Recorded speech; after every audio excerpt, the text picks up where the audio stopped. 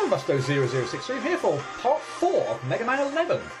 Last time, part 3, I completed Blast Man stage, and it was a pretty fun one. I like the exploding block gimmick in Blast Man's Adventure Funhouse, or wherever the hell we are.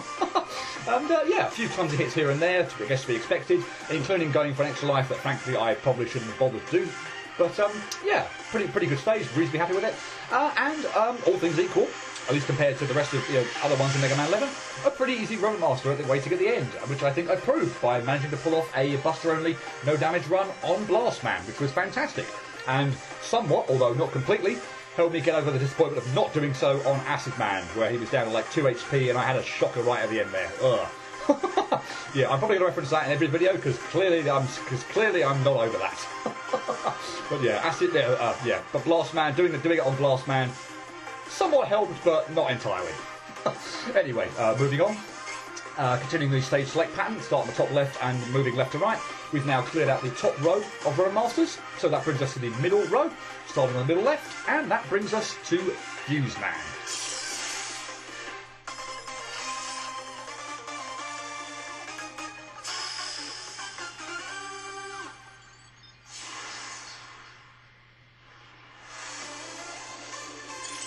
Love the background in this screen, by the way. Unfortunately, we don't get to see too much of it because we end up going indoors inside the power plant or wherever we are here. We don't get to see the outside anymore, but I love the look of this outside. And I love the music in this stage as well, by the way. Fuse Man, along with Block Man and one remaining Robot Master stage that we get to see, so I'll keep it a mystery for the moment, are absolutely fantastic tracks. I mean, I really like all the music in Mega Man 11, as I pretty much do in any Mega Man game anyway, but I think it's particularly worth me pointing out yeah, Block Man, Fuse Man, and the Mystery Robot Master stage, that is actually my favourite in the entire game, as being, yeah, 3 absolutely amazing tracks, and yeah, the 3 favourites, 3 standouts in the game for me. Got through the first screen, so let's just stop here and talk a little bit about some of the enemies there. We got to see a few electric tellies, so they work just like regular tellies, although they have an electric barrier around them. The barrier doesn't sort of protect them from taking damage anymore, so they still die in one hit, which is really nice. But of course, if you run into electric barrier, they do provide a wider hitbox. So do be careful. I mean, they're fairly slow moving, so as long as you keep your distance, you should be fine. As I say, they still die in one hit, so they're still a fairly easy enemy to kill. The other thing worth mentioning here is the glowing areas, the yellow glowing areas on the floor here. That is actually an elemental hazard, so a bit like the acid pools in Acid Man stage. If I stood on that, then I would get electrocuted, I'd take shock damage, and yeah, I want to avoid those at all costs. But there's another use for these in the game, and we get to see that in the next screen, as we get introduced to the main gimmick of the stage, which is these electric barriers.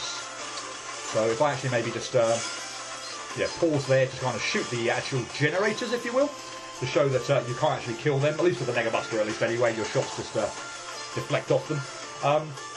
But yeah, the electric generators, if you will, roll along the walls and the ceilings, and where there is the the yellow electric area on those walls or ceilings, they'll create a barrier. So it's obviously just about paying attention to those areas, seeing where the barrier is going to appear, perhaps where it's not, where the safe spots are going to be, and yeah, progressing through the stage. It's a really nice, simple gimmick, and yeah, I really like it. So let's fake out this bubble bat, and then hopefully take it out. Nice. And yeah, well, sorry, pause there for the drone. The drone enemies can be really annoying on this stage. They sort of come out from nowhere. Some of that one came out from like under the floor. I just sort of like, surprise. But yeah, they're fairly slow moving. I guess the trajectory they're moving on is sort of fairly obvious to know. So yeah, they're not too bad, I guess. But yeah, here's where we get to see the actual terrain kind of coming into play as well with these electric barriers. So yeah, this one ordinarily would get me. There's obviously a clear electric area on the top of the screen, but this platform obviously is blocking the barrier from touching me. The other thing we get to see are these electric laser generators. So when the generator hits, when the things rolling around on the ceiling hit the generator, here in the middle, they shoot out lasers in the directions that you can clearly see. It's fairly obvious where they're going to go, so yeah, just pay attention to that. That's obviously going to be an extra threat, but yeah, as long as you stay out of harm's way, and yeah, it's easy enough to predict where the lasers are going to be, you should be fine. Right, this is a hell of a thing to sneak by, because unfortunately, I can't really attack that wall cannon on the ceiling with just the Mega Buster, at least with this uncharged. So yeah, we have to take this a bit of careful manoeuvring, careful weaving, because yeah, we've got an electric telly, a shielded enemy, and another wall cannon here that thankfully I can take out to get by without taking any damage. And that can be a little bit of a thing, and yeah, it's mainly because of that wall cannon on the top there, because I can't really attack that, or maybe when I'm falling down, but certainly not enough damage to take it out. So yeah, a bit of a hectic section there. As we get more drones, so yeah, there's a few long jumps here to have to make, but they're not too bad. But yeah, the drones can be, as I say, a kind of an annoying enemy if they sort of just spring out from nowhere and take you by surprise, but they are slow moving and the trajectory seems fairly set. But to be honest, they always seem like they're likely going to be in the way, so try and take them out as quick as possible. So here, as I say, we get the consecutive electric laser generator thing. So yeah, there are 3 rolling around here on the floor. Just pause to take out the drone. So yeah, when the 3 shock the middle, we get a whole bunch of lasers. So yeah, just time it nicely once the 3 have gone in quick succession, and you can move through. You can take it slower than what I did there. I'll probably use a speed gear to slow it down as well, but you can actually make it through two lasers fairly straightforwardly. So yeah, why not? Let's just shortcut that a little bit. No idea why the ladders are here, or particularly this one. Maybe more so that one because you need it to get back up, but this one, no idea why the ladder's there. Always struck me as a curious detail. So let's wait for you to shoot first before attacking, because I don't fancy taking a bullet in the face. And more instances of using the terrain to our advantage to get through these areas. Including, I think, is this our first horizontal one? I'm not sure, I wasn't really paying attention, but I think that's maybe our first instance of it being a horizontal hazard to have to worry about. I find it always easier just to sort of deal with the vertical ones rather than the horizontal ones. My brain just sort of tends to recognise the patterns and where I need to be just a bit easier with the vertical ones, but it's not like the horizontal ones are very, very difficult to avoid, so yeah. Telly gauntlet there with the spine enemies on the floor, so just take your time there, watch out, and yeah, the spine is probably the main concern there, but yeah, as long as you go as quick or as slow as you need to in order that once you destroy the telly, you should be fine. And here I want to go as pretty much as soon as the laser gets out of range, because yeah, you don't have a lot of time to hang about here. And this one, I think pretty much as long as you don't hit the first laser when you slide through, you should be absolutely fine. Which is obviously easy enough to time out. I don't know whether using the speed gear here actually would help or hinder you, in the sense that if you slow down time, you might actually get ahead of yourself and hit a laser later on. So yeah, you don't need the speed gear. Just time out the first laser, and the rest sort of just seems to naturally happen. You'll avoid all the rest. So let's stop there to on that ladder take out that shield enemy, because it's a fairly safe spot to do so, and we also don't have to worry about this wall cannon either over there. So yeah, we can get through. That brings us to the mid-boss, Dreadspark. So it starts off by shooting out a whole bunch of lasers left to right, and then right to left. So to slide, get over to the right-hand side initially, then back over to the left-hand side. After that, it shoots down a whole bunch of lasers from the ceiling. As you can see, it's pretty straightforward. It goes down very quickly. You want to just shoot the eyes there. And yeah, it's pretty straightforward. It does get a bit more hectic if you take it if that fire goes on longer. It starts spawning an electric laser generator, so that'll obviously make things a bit more tricky. But yeah, I took it out fairly quickly. So yeah, sliding to the right initially, sliding to back to the left, and then I think the lasers from the ceiling then where it's sort of, I feel like it's not a set pattern every time. It could be it's pretty much random, but. I feel like I never get screwed over there. There's always enough time to move to a safe spot. So yeah, it's pretty straightforward mid boss if I do this myself, and probably one of the easiest in the game. Not that I need it, but let's go grab it. I'm probably not going to be spending much money. I suppose I will post game once I complete it, because I'm still trying not to buy anything from the shop at the moment. But yeah, I suppose let's go get the bolt. Why not? Oops, that was not the button I wanted to press. I shot there instead of sliding, but still managed to get through. That was yeah, that was a bit more nerve-wracking for myself than I needed it to be, because yeah, I accidentally shot there rather than slid. But anyway, yeah, you've got enough. Even doing so, I still obviously hindered my progress a little bit there, and still had enough time to get over to the left-hand side and slide out of range. So yeah, it's still fine.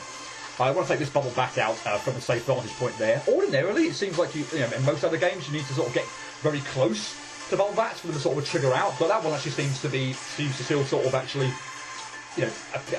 start triggering and moving towards you, even though you're miles away. And I'd recommend doing that, because playing around with it in this area, not fun.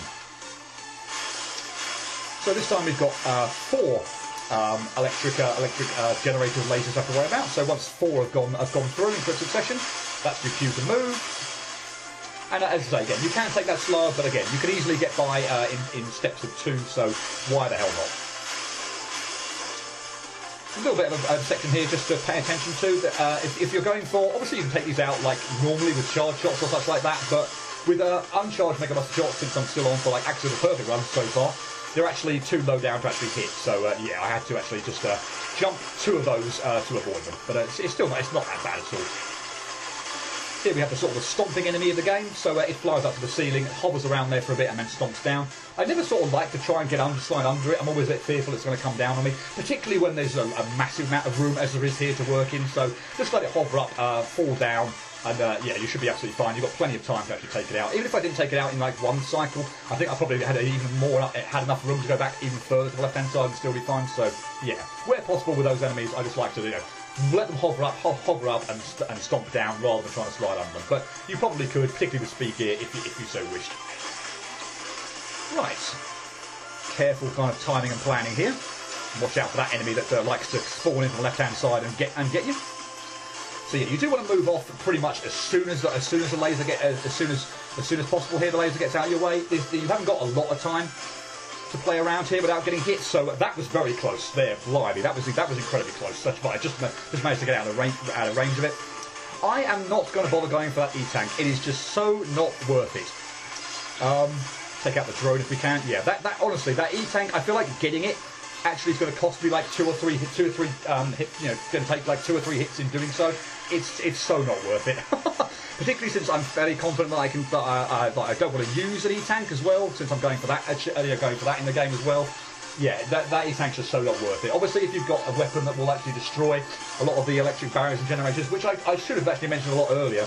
I'm going to keep that a secret for the moment, so I'm not even teased whether or not I've actually got it in my arsenal at the moment or not. But yeah, you can make this whole area a lot easier by pretty much destroying all the electric barriers and generators and stuff like that, or at least most of them. But that, yeah, honestly, that E-Tank, I feel like if I was going for it, I'd be just taking a whole bunch of damage. And yeah, since I'm not planning on using E-Tanks, or hopefully needing them this game, so not worth going for.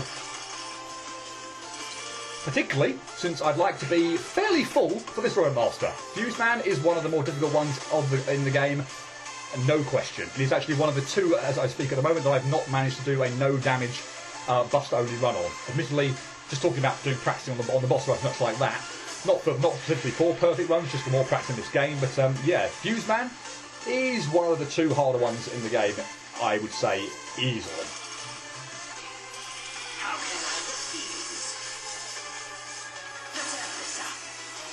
Ooh, and I got I got a couple of achievements there, presumably for possibly getting through the stage without taking electric barrier damage or something. That's interesting. Anyway, Fuse-Man's fight. He sends 2 electric sparks that go along the floor on his first phase. He then sort of teleports across the screen in this live wire attack that he likes to call it, which can be a little tricky. You want to obviously avoid him and not hit the barrier or the electric trail. Trail is a better word, isn't it? That he shoots out.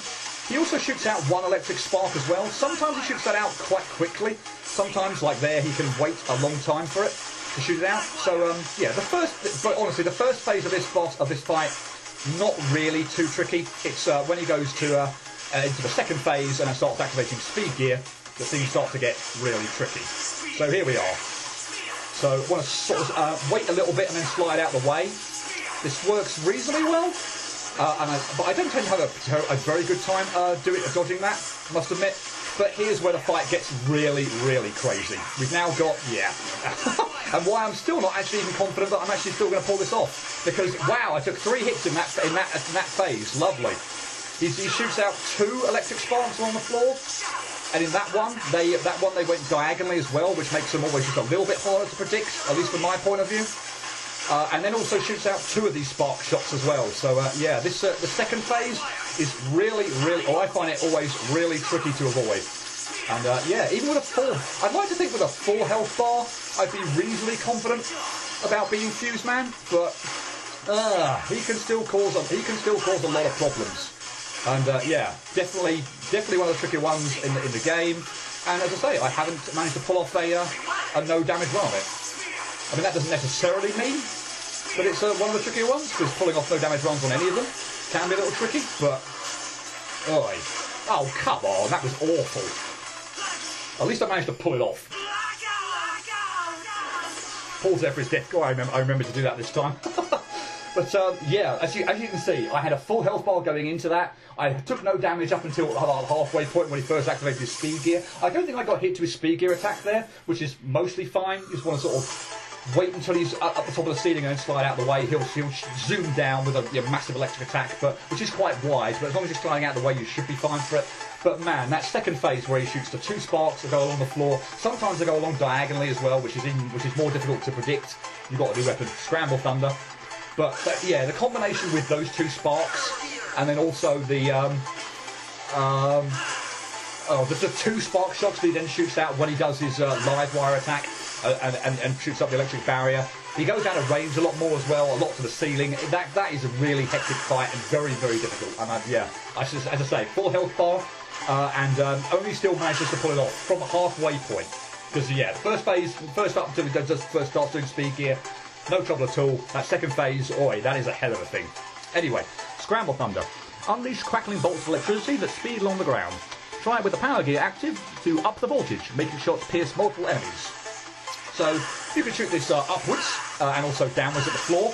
When it hits the floor, it splits... Have I got power gear active here? I don't think I've got power gear active, but they look a lot bigger than I was expecting. Did I accidentally press the power gear button? I'm not sure. Anyway, you can shoot it up and down when it hits the wall, the floor. I'm not sure about the ceiling. Obviously, we haven't got a ceiling here, but yeah, when it hits the floor, it splits apart and sends electric shocks along the ground. So yeah, there's that.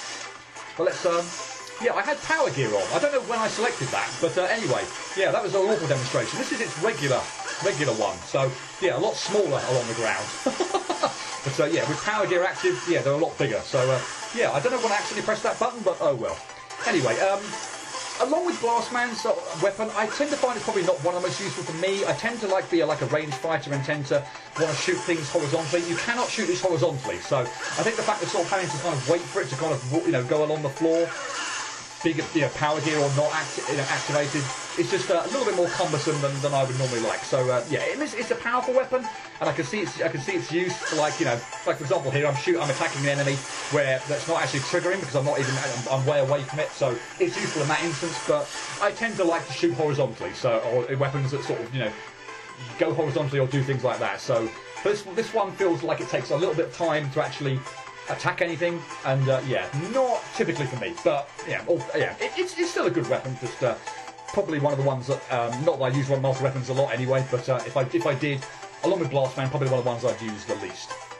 Anyway, I think for that, before we move on, we've actually got a cutscene, and I'll say beforehand, before we actually trigger the cutscene, pay attention to Auto and Roll in the background. They are adorable.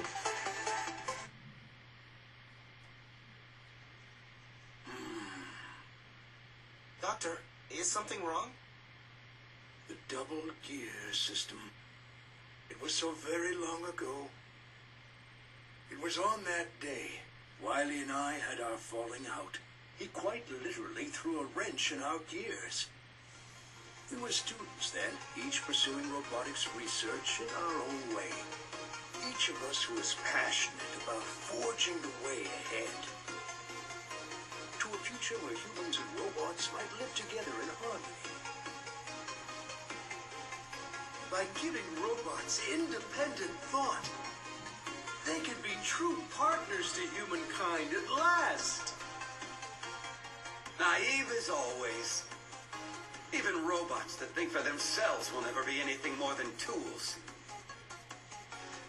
But with unstoppable power, insurmountable speed, it's only when we build robots with the power to outdo humans that people will truly accept robots for what they are. And with my double gear system, we can make that dream a reality. With this installed, any robot can instantly become a hero. However, I was strongly opposed to Wily's ideas and research. The double gear system, it puts an incredible strain on the robots that use it. And if it fell into the wrong hands, it could be used to cause terrible harm. At the time, a committee was convened, and Wily's research was cancelled in favor of my independent thought research. Wily never forgave me, and his views have grown ever more extreme since then. How ironic that my efforts to quench Wily's hot-headedness before it led him astray only ended up fueling the fire. Doctor, I never knew. If only I'd shown him there was a way to work together, instead of just telling him that he was wrong. Maybe we'd still be friends. A way to work together. Even the double gear system can be a tool for good, if used properly. But using it properly requires proper judgment. Wily's dream of developing technology to make any robot into a hero could become reality if used by you. I'm trusting you, Mega Man. Oh, I almost forgot something very important. I've just finished giving Rush a good tune-up. He's all ready to head out with you. Rush! Rush, help Mega Man and keep him safe. Be a good boy now. We've got this, Rush. Okay, let's go. I really like that cutscene, as I do with pretty much all of them in this game. But yeah, auto and roll in the background are just absolutely adorable. But I love the backstory here that's given, you know, and finding out more about, you know, Light and Wily's history and such like that. And yeah, why Wily sort of went off the deep end. And yeah, Light sort of musing here on well, maybe you should have perhaps treated him a little better, or given him, not try to be quite so antagonistic toward him. But yeah, I really like that. Anyway, with 4 Roadmasters defeated, yeah, we didn't get that cutscene, by the way, just for at any point in time, or for beating for beating Fuse Man. You get that after beating 4. So we now have access to Rush Jet. So I guess we'll see the explanation. Well, we will if my window wasn't deselected again for some weird reason. Thank you. So Rush transforms into jet mode, ride on his back to soar through a stage. Adjust your course up and down to. So we have again our designated Rush Jet button, and yeah, it's basically sort of, I guess, Mega Man 4, 5 and 5 kind of Rush Jet, possibly 7 as well. It's not the broken one from Mega Man 3 where you can sort of move it in any which way direction. As soon as I step on it now, it's always moving to the right. For example, I can't get it back to the left, and equally, obviously, of course, now it's moving. Whoops, that was the coil. Now, of course, it's moving to the left. I can't get it back to the right. So, yeah, the broken one from Mega Man 3 is probably never ever to return. But, yeah, we do have access to Rush Jet. He does, by the way, you probably won't use this to show this off too much, and you can't really see it here because you get infinite use of it. You do get, it shares the same energy bar as Rush Coil. So all other games, Rush Coil, Rush Jet, have had a separate health bar. Here, no, Rush has his own sort of energy meter, if you will. So yeah, Rush Coil and Rush Jet on the same one. So if you use a whole bunch of Rush Jet to get across the screen, then you'll have less use of Rush Coil because it's on the same meter. So yeah, be wary of that. Anyway, that's 4 Roadmaster stages complete. We will go back to the title screen. We'll make sure we save, and I'll do my usual bit about showing off Fuse Man's bio and his extra little bits of dialogue. I think I got a pretty good opening line there, and possibly a good ending one. Or certainly the best one so far. But yeah, I think I got a very good opening one at least. There you are, Fuse Man. Fuse Man's job is to manage and fine-tune power transformer stations. He's designed to handle massive electric currents, but if he ever encounters a current that's too strong for him, the fuses on his head will blow, saving him from a critical overload. He's a crucial part of the city's power supply system, so he treats his job with a sense of responsibility and duty, putting speed above all else when a problem arises. Since his dangerous job keeps him alert and on edge 24/7, the only time he can let caution slide and just relax is when he's caring for his pet rabbit, Wat. Fuse Man has a pet rabbit. Lovely. Anyway, that was the bio. Let's do the dialogue. You've scrambled my electrons. I recognize that voltage. How could I refuse? Let's amp this up. Assault and battery. Prepare to diode. Zap. Stay down. Live wire. Power up. Fuse change. Switch on. Contact. Speed here. High voltage. Rewired. Speed up. Shocking. Charge. Short circuit. Blackout. Maybe I didn't. Maybe the short circuit and the blackout not about as much of a muchness, but I only seem to have 2 exit lines there. But Fuse's entry lines are some of the best. The best in the bunch there. I love his prepared to diode one. That's fantastic. He's got like assault and battery as well, and I can't remember how could I refuse? Yeah, Fuse Man's ones for me. I think I probably haven't listened to all of them. I must admit, but for the ones I have listened to and hearing all those as well, I think Fuse Man's dialogue is probably the best of the bunch, at least from my perspective. I really like Fuse Man's puns. Anyway, let's get back to the stage selects. Why not? We'll end the video there. Yay! Part 4 done. 4 run masters completed. We've now got Rush Jet for doing that as well. So yeah, we've got a bit of more extra utility at our disposal. Not that I'm planning on using Rush Jet all that much, but hey, he's nice to have in a pinch. So yeah, I'll leave it there with 4 run master stages down. Next time in part 5, we will be taking on Bounce Man. Hope to see you for that. But until then, cheerio.